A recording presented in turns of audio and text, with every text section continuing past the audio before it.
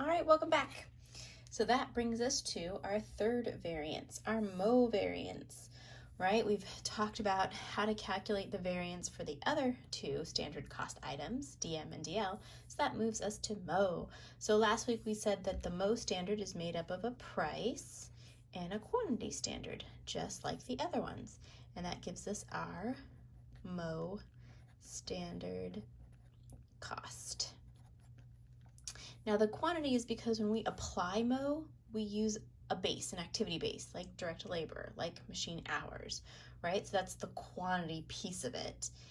The price is made up of your variable costs and your fixed costs, right? So if you think back to what all your mo items are that are variable, indirect labor, indirect materials, to all your fixed mo, that would be like your rent, your property taxes, the salary of your supervisors, things like that.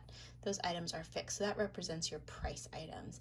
And then quantity is the activity base we use to extend that cost.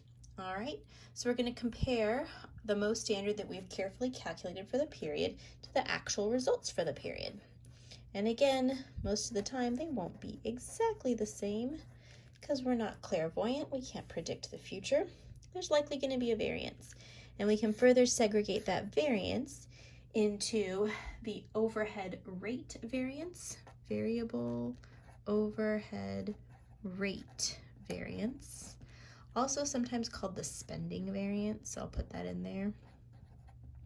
Spending variance.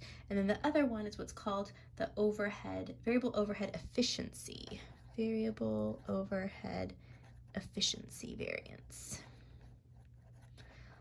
also sometimes called the controllable variance, just depending on the textbook that you are using. Okay, but your book mentions both of these terms, but they more rely on that first one. Okay, so we'll look at the formula for those in the next video. Bye-bye.